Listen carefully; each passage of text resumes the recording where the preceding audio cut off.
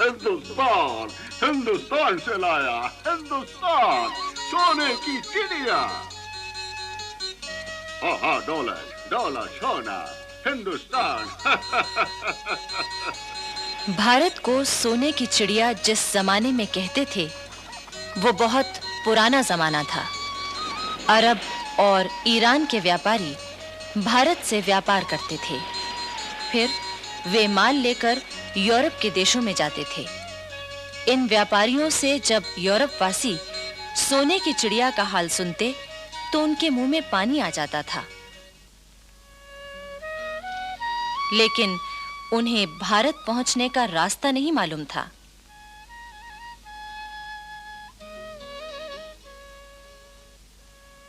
आखिर एक दिन कोलंबस नामक यात्री भारत की खोज के लिए निकला, लेकिन अफसोस, उसने पश्चिम का रास्ता पकड़ लिया और वो जा पहुंचा अमेरिका।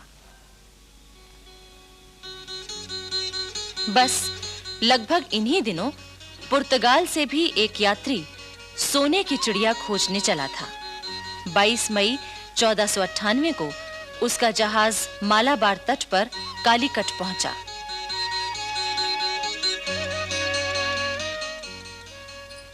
उस जहाज का कप्तान था वास्को डी गामा। अनेक मुसीबतों से जूझता हुआ वो भारत पहुंचा था। उस समय कालीकट में सामुरी नाम के राजा का शासन था। इतिहास में उसको ज़ेमुरिन के नाम से भी कहा गया है। वास्को डी गामा सामुरी के दरबार में गया। उसने सामुरी को कीमती भेंट दी। सामुरी ने वास्को डी गामा का स्वागत किया। वास्को डी गामा ने सामुरी के राज्य में व्यापार करने की इजाजत मांगी, जो तुरंत ही मिल गई। 2 ही साल बाद, यानी 1500 ईस्वी में, पुर्तगालियों ने कालीकट में एक कोठी बना ली। 3 साल बाद उन्होंने कोठी की किलेबंदी कर ली।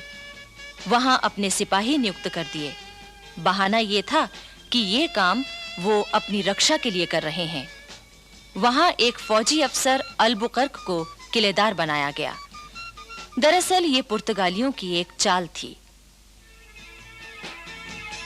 सन 1506 में उन्होंने गोवा से बंगाल तक अपना व्यापार फैला लिया।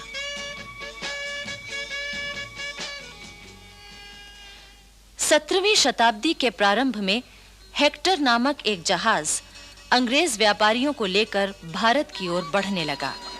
इन्होंने सन 1600 में महारानी एलिजाबेथ से आज्ञा लेकर एक व्यापारिक कंपनी बनाई थी, ईस्ट इंडिया कंपनी। इस हेक्टर जहाज के कप्तान हॉकिंस ने जहांगीर के दरबार में पहुंचकर सबसे पहले घुटनों के बल झुककर जमीन चूमी और बादशाह के प्रति अपना आदर प्रकट किया। इसके बाद उसने इंग्लैंड के बादशाह जेम्स प्रथम का पत्र जहांगीर को दिया। जहांगीर ने अंग्रेजों को भारत में व्यापार करने की आज्ञा दे दी। तब सन 1615 में इंग्लैंड के बादशाह ने सर थॉमस रो को मुगल दरबार में अपना पहला राजदूत बनाकर भेजा। धीरे-धीरे अंग्रेजों ने अपना व्यापार फैलाया।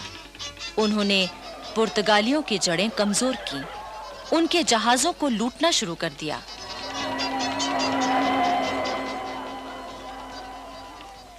औरंगजेब के समय में तो उन्होंने कोठियां भी कायम कर लीं और अपनी हिफाजत के लिए किलेबंदी भी कर ली। इसी बीच भारत में फ्रांसीसी भी आए। उन्होंने भी अपना व्यापार फैलाया और जड़ें जमानी शुरू कर दी। उस समय उनका मुखिया था दुमास।